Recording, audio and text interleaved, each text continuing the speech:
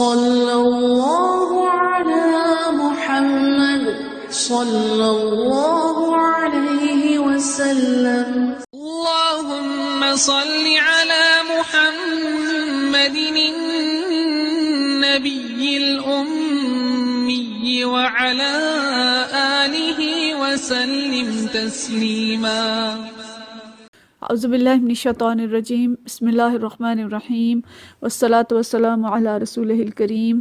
بخاری شریف ہمارے زیر مطالعہ ہے اور پچھلے سبق میں ہم نے منافق کی نشانیوں کے بارے میں پڑھا تھا.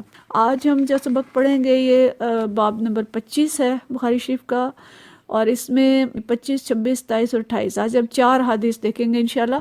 اور امام بخاری منافق کی علامات کے بعد واپس ان ابواب میں ایمان کی علامات کی طرف آئے ہیں. واضح رہے کہ ہم نے شروع میں بالکل جو حدیث پڑھی تھی کہ ایمان کی 70 سے کچھ اوپر شاخیں ہیں، تو انہی شاخوں کا بیان مختلف احادیث کے ذریعے کیا جا رہا ہے. تو آج کا جو باب ہے یہ قیام لیلۃ القدر من الایمان، اس میں کہا گیا ہے کہ شب قدر کی عبادت اور بیداری جو ہے یہ بھی ایمان ہی میں داخل ہے، یہ ایمان کی علامات میں سے ایک ہے. یہ حدیث حضرت ابو ہریرہ رضی اللہ تعالیٰ عنہ سے روایت ہے. قال رسول اللہ صلی اللہ علیہ وسلم، کہتے ہیں کہ رسول اللہ صلی اللہ علیہ وسلم نے فرمایا، من یقم لیلۃ القدر، لیلۃ القدر میں قیام کیا، ایمانا و احتسابا، ایمان کے ساتھ اور احتساب کے ساتھ، غفر لہ ما تقدم من ذنبہ، تو اس کے وہ سارے گناہ معاف کر دیے جائیں گے جو اس نے اس سے پہلے کیے ہوں گے. یعنی جس شخص نے شب قدر میں ایمان کے ساتھ محض ثواب آخرت کے لیے قیام کیا اور ذکر و عبادت کی تو اس کے سارے گناہ معاف کر دیے جائیں گے. ایمانن سے یہاں مراد جو یہاں پہ بتانا چاہ رہے ہیں کہ لیلۃ القدر کا قیام یا رمضان کی رات کی عبادت ایمان کی علامتوں میں سے ایک علامت ہے. اور احتساب سے مراد ظاہر ہے اپنا جائزہ بھی ہے کہ کتنا اخلاص ہے اس کے اندر اور کس طرح کا قیام ہم کر رہے ہیں، کیسی نماز پڑھ رہے ہیں. قیام کی جتنی تفصیلات ہیں انشاءاللہ وہ ہم رمضان کے باب میں پڑھیں گے، جب وہاں پہنچیں گے دوبارہ یہ حدیث آئیں گی. لیکن فی الحال جو اس حدیث کے بیان سے مقصود ہے امام بخاری کا وہ یہ کہ ایمان کی ایک شاخ ہے لیلۃ القدر کا قیام. دیکھیں روزہ دار دن بھر بھوکا رہتا ہے، مشقت برداشت کرتا ہے، خصوصاً گرمیوں کے روزے جو ہم نے اس سال بھی دیکھے اور اگلے سال بھی اسی طرح گرمی کے روزے ہوں گے، تو گرمی کے لمبے دنوں کے روزے انسان کو بہت تھکاتے ہیں اور بہت مشقت کے روزے ہوتے ہیں، اور انسان کا دل چاہتا ہے کہ بس روزہ کھول کے لیٹ جائے. یعنی اس طرح کی کیفیت ہوتی ہے، اس طرح کی تھکن اور غنودگی طاری ہوتی ہے. لیکن پھر اللہ کی محبت، اس کی رضا کی فکر اور ایمان کا تقاضا ایسا ہوتا ہے کہ جو ہی عشاء کی اذان ہوتی ہے تو روزہ دار پھر اٹھ کھڑا ہوتا ہے اور وہ اپنے اللہ کے حضور قیام کے لیے حاضر ہو جاتا ہے. تو امام بخاری یہاں پہ یہ بات واضح کر رہے ہیں کہ یہ عبادت جو ہے یہ مضبوط ایمان کے بغیر ممکن نہیں، اور یہ ایمان کا ایک حصہ ہے. اور اس پہ نبی کریم صلی اللہ علیہ وسلم نے جو حدیث بیان فرمائی، یعنی جس کا مفہوم ہے کہ مومن جب اللہ پر ایمان رکھتے ہوئے اللہ کے حضور کھڑا ہو جاتا ہے تو اللہ بھی اس کے سارے گزشتہ گناہوں کی بخشش کا وعدہ فرماتا ہے. اگلی حدیث بھی اسی طرح جو ہمیں بتائی جا رہی ہے ایمان کی علامات میں سے، اور یہ جو باب ہے یہ اس باب میں ہے کہ جہاد بھی دین کا حصہ ہے. باب الجہاد من الایمان، یہ باب نمبر 26 ہے کہ جہاد بھی جزو ایمان ہے. یہاں پہ بھی حضرت ابو ہریرہ رضی اللہ تعالیٰ عنہ سے یہ روایت ہے، فرماتے ہیں قال نبی کریم صلی اللہ علیہ وسلم، انتدب اللہ عز وجل، کہ اللہ عز وجل نے اپنے ذمے لے لیا ہے، لمن خرج فی سبیلہ، کہ جو اس کے راستے میں نکلے گا یا نکلا، لا یخرجہ الا ایمان بی و تصدیق برسلی، کہ نکلا صرف کس لیے کہ میرے اوپر ایمان کی وجہ سے اور میرے انبیاء کی تصدیق کرتے ہوئے. یعنی یہاں پہ اس کے نکلنے کی کیفیت بیان کی جا رہی ہے، جیسے روزے کے بعد قیام کی کیفیت تھی کہ ایمانم و احتساباً، اس طرح یہاں کیفیت بیان کی جا رہی ہے کہ وہ نکلا، مگر نکلا کس لیے؟ الا ایمانم بی، میرے اوپر ایمان کے ساتھ اور میرے نبیوں کی تصدیق کرتے ہوئے.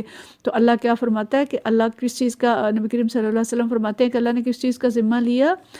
ان ارجعہ بما نال من اجر، کہ میں اس کو واپس لوٹاؤں اجر کے ساتھ، او غنیمت، یا مال غنیمت کے ساتھ، او ادخلہ الجنت، یا میں اس کو جنت میں داخل کر دوں، یعنی وہ شہید ہو جائے اور اس کو جنت میں داخل کر دوں. ولولا ان اشق علی امتی، اور نبی کریم صلی اللہ علیہ وسلم اب اپنی کیفیت بیان کرتے ہیں کہ اگر میری امت پر اگر یہ بہت مشقت نہ ہوتی تو کیا ہوتا؟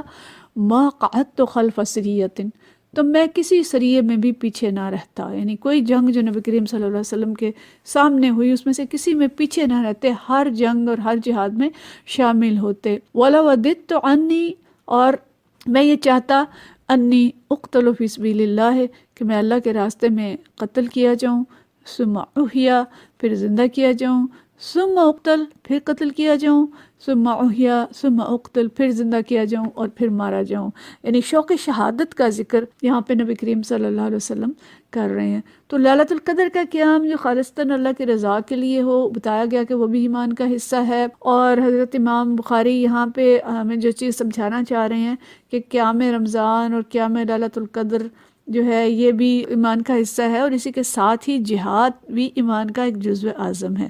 اور یہاں پہ انہوں نے جو ترتیب رکھی ہے کہ شروع میں بھی رمضان کے بارے میں حدیث ہے، پھر یہ جہاد کی حدیث ہے، اور اس کے بعد پھر رمضان کے بارے میں حدیث ہے. گویا شاید اس سے وہ یہ بھی سمجھانا چاہتے ہیں کہ اگر جہاد رمضان شریف میں ہوگا تو اس کا اور زیادہ ثواب ہے. اور اس حدیث کے مطابق بڑی پیاری حدیث ہے جو نبی کریم صلی اللہ علیہ وسلم نے یہاں پہ فرمائی ہے کہ اگر ایک شخص اللہ پہ ایمان رکھتا ہے اور اس کی خوشنودی کی تلاش میں ہے اور انبیاء کی تصدیق کرتا ہے کہ جتنے وعدے اللہ نے کیے ہیں انبیاء کے ذریعے سے، جو خوشخبریاں انبیاء نے دی ہیں اور جو ہمیں حالات جنت کے اور جہاد کے اور مجاہد کے بارے میں بتائے ہیں وہ سب سچے ہیں، ان کی تصدیق کرتے ہوئے اللہ کے راستے میں نکلتا ہے تو اللہ تعالیٰ اس سے بہت زیادہ خوش ہوتا ہے. اور پھر اللہ ضمانت دیتا ہے کہ یا تو میں تمہیں اجر اور غنیمت کے ساتھ واپس بھیج دوں گا کہ جاؤ اور دنیا میں جا کے زندگی باقی ہے وہ اللہ کے راستے میں گزارو، یا پھر وہ جنت میں جائے گا. اور ظاہر ہے جنت میں جو جائے گا تو اس کو جنت کی جتنی بہاریں اور خوشیاں اور خوشخبریاں ہیں کہ جنت کے میوے کھائے گا، پرندوں کی طرح جو شہید بسیرا کرتے ہیں جنت میں اس طرح سے وہ بسیرا کرے گا. اور شہیدوں کو جو رزق ملتا ہے، اور شہید کے ہم پچھلے بھی ایک حدیث پڑھ چکے ہیں کہ جو شہید ہوگا صرف اس کی خواہش ہوگی جنت میں جانے کے بعد کہ دوبارہ دنیا میں بھیجا جاؤں، پھر اللہ کے راستے میں شہید ہو جاؤں، پھر بھیجا جاؤں، پھر شہید ہو جاؤں. اور یہی ذکر یہاں پہ نبی کریم صلی اللہ علیہ وسلم نے فرمایا ہے کہ شہید کو اتنی لذت ملتی ہے اللہ کے راستے میں جان دینے کی کہ اس لذت کو وہ بار بار حاصل کرنا چاہتا ہے. تو یہ شوق شہادت ہے جو نبی کریم صلی اللہ علیہ وسلم نے ذکر کیا. تو شوق شہادت ایمان کے بغیر نہیں ہو سکتا. ایمان مضبوط ہوگا تو اللہ کے راستے میں جان، مال اور گھر اور خوشیاں، اپنی دنیا کی ہر چیز قربان کرنے کی خواہش ہوگی اور ہر چیز قربان کرنے کی ہمت ہوگی. اور اگر ایمان نہیں ہے تو ظاہر ہے جہاد نہیں ہو سکتا، اور اگر ایمان نہیں ہے تو اسی طرح سے لیلۃ القدر کا قیام بھی مشکل ہے. تو ان دونوں چیزوں کو امام بخاری نے ایمان کی تصدیق اور ایمان کی علامات میں سے قرار دیا. اور اس میں یاد رکھیں کہ صرف قتال نہیں ہے بلکہ جہاد کے اندر ہر طرح کا جہاد شامل ہے، قلمی اور قولی، اور اللہ کے راستے میں کسی بھی طریقے سے نکلنا اور اللہ کے دین کی سربلندی کے لیے کام کرنا، یہ سب چیزیں اس کے اندر شامل ہیں. اور قتال اور شہادت اس کی آخری چوٹی ہے جہاں پہ جا کے انسان اپنی جان قربان کر دیتا ہے. باب نمبر 28 جو ہے یہ بھی باب تطوع قیام رمضان من الایمان، کہ رمضان شریف کی راتوں میں نفلی قیام جو ہے ایمان میں سے ہے. یہ وہی حدیث دوسرے طرح سے آئی ہے. یہ حدیث بھی حضرت ابو ہریرہ رضی اللہ تعالیٰ عنہ روایت ہے. فرماتے ہیں ان رسول اللہ صلی اللہ علیہ وسلم قال من قام رمضان ایمانا و احتسابا، کہ جس نے رمضان کا قیام کیا ایمان اور احتساب کے ساتھ، غفر لہ ما تقدم من ذنبہ، کہ اس کے گناہ وہ سارے معاف کر دیے جائیں گے جو اس سے پہلے ہوئے تھے. تو اس کا مقصد بھی قیام رمضان کو ایمان کا ایک جز ثابت کرنا ہے. اور دونوں جگہوں پہ جو شرط لگائی ہے وہ ایمانا و احتسابا، کہ ایمان کے ساتھ اور احتساب کے ساتھ یعنی اخلاص کے ساتھ اپنا جائزہ لیتے ہوئے اور ایمان کے ساتھ رات کا قیام کیا جائے.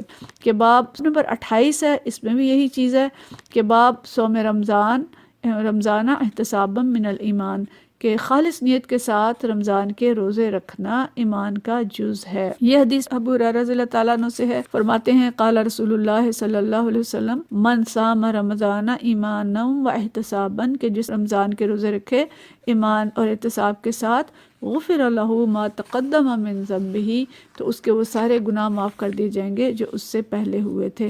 اچھا اب یہ دیکھا جائے تو ان تینوں حدیث میں تقریباً اسی طرح کے الفاظ ہیں. ان میں جو فرق ہے وہ پچھلے راویوں کا فرق ہے. یعنی مختلف راویوں نے ایک ہی حدیث جو ہے وہ مختلف انداز میں مختلف روایات کے ساتھ مختلف سلسلے کے ساتھ بیان ہوئی ہے، جو اس کی اہمیت کو ظاہر کرتی ہے کہ اس حدیث کو مختلف جگہوں پہ نبی کریم صلی اللہ علیہ وسلم نے مختلف اوقات میں مختلف لوگوں کے سامنے بیان کیا اور ان سب نے یہ حدیث جو ہے یہ آگے ہم تک پہنچائی۔ تو ان جو چاروں حدیث سے جو چیز ہمیں سمجھ میں آ رہی ہے وہ یہ کہ ایمان کوئی ساکت اور جامد چیز نہیں ہے، اور ایمان کی جیسے بہت ساری شاخیں ہم نے پیچھے پڑھی ہیں جو اللہ رسول صلی اللہ علیہ وسلم سے محبت، ایمان کی جو بنیادیں تھیں ان سے شروع ہوئی تھی، اور اس کے بعد ہم بہت سی چیزیں پڑھتے گئے۔ زبان کی حفاظت ہم نے پڑھی، اور نبی کریم صلی اللہ علیہ وسلم اور اللہ سے سب سے زیادہ محبت کا باب ہم نے پڑھا، ایمان کی لذت کے بارے میں پڑھا، بہت سی چیزیں ہم پڑھتے گئے۔ اور آج جو ابواب ہم نے پڑھے ہیں 4 ابواب، اور اس میں 2 مین چیزیں ہم نے دیکھی ہیں، ایک رمضان کا قیام، اور ظاہر ہے ایک مشکل چیز ہے، اور رمضان کے روزے تو وہ ایمان کے بغیر ممکن نہیں۔ اس کا مطلب یہ ہے کہ اسی طرح سے جہاد جو ایک مشکل چیز ہے، اللہ کے راستے میں چلنا اور جان مال اور وقت قربان کرنا، تو یہ ساری چیزیں یہ ظاہر کرتی ہیں کہ جتنا ایمان مضبوط ہوگا اتنا دین اسلام پہ عمل کرنا آسان ہوگا۔ اور آج اگر ہم عمل نہیں کر پاتے، یا ہمارے معاشرے سے اور مسلمان امت سے بہت سارا جو اس وقت اعمال ہیں ان کی کمزوریاں سرزد ہو رہی ہیں، تو اس کی جو بنیادی وجہ ہے وہ ایمان کی کمزوری ہے۔ تو اپنے ایمان کی مضبوطی کی فکر کرنی چاہیے، اور ایمان ظاہر ہے مضبوط ہوتا ہے علم دین سے، صحبت صالحہ سے، ایسے لوگوں کے ساتھ بیٹھنا، ایسے لوگوں سے ان کے ساتھ دوستی اور تعلق رکھنا کہ جن کے ذریعے سے ہمیں علم ملتا رہے، کہ جو ہمارے لیے کچھ بہتر نمونہ ثابت ہوں، اور ان کو دیکھ کے ہم ایمان کے اندر تقویت پائیں۔ ایمان قلوب سے بھی تقویت پاتا ہے، اور ایمان جو ہے وہ مطالعے سے اور قرآن اور حدیث کے پڑھنے سے ان ساری چیزوں سے تقویت پاتا ہے۔ اور قرآن پاک میں بہت سارے ایسے ظاہر نشانیاں ہیں، اور بہت ساری اللہ تعالیٰ نے اپنی آیات بیان کی ہیں کہ جن کے ذریعے سے ایمان مضبوط ہوتا ہے۔ قلوب کا زنگ بھی جو ہے وہ قرآن اور حدیث سے ہی دور ہوتا ہے۔ تو ہم اپنے ایمان کو مضبوط کریں، اس کے لیے فکر کریں، تو انشاءاللہ تعالیٰ ہمارے لیے دین اسلام پہ عمل کرنا آسان ہو جائے گا۔ اور ایمان محض ایسی چیز نہیں ہے کہ بس ہم توقع کریں کہ بس ہم نے کلمہ پڑھ لیا اور اس کے بعد جو جی میں آئے کرتے رہیں اور ہم جنت میں داخل ہو جائیں گے۔ نہیں، ایمان باؤنڈریز بناتا ہے ہمارے ارد گرد، کچھ دیواریں، کچھ نشان لگاتا ہے کہ ان نشانات کے اندر ہمیں رہنا ہوگا، اور اس کے اندر رہ کے ہمیں اللہ کی رضا کی فکر کرنی ہوگی۔ تو اس کے ذریعے سے ان اعمال کو کرتے ہوئے جو ان سارے ابواب میں ہم نے پڑھے اور جاگے ہم پڑھتے چلے جائیں گے، بخاری میں اور قرآن پاک میں بھی ظاہر ہے ہم لوگ سن رہے ہیں ساری چیزیں، تو تب ہم انشاءاللہ تعالیٰ جنت کے حقدار ہوں گے۔ اللہ تعالیٰ ہم سب سے راضی ہو جائے اور ہمیں اپنے ایمان کی آبیاری اور ایمان کی فکر کی توفیق عطا فرمائے۔ وآخر دعوانا الحمدللہ رب العالمین۔ صلی اللہ علی محمد صلی اللہ علیہ وسلم۔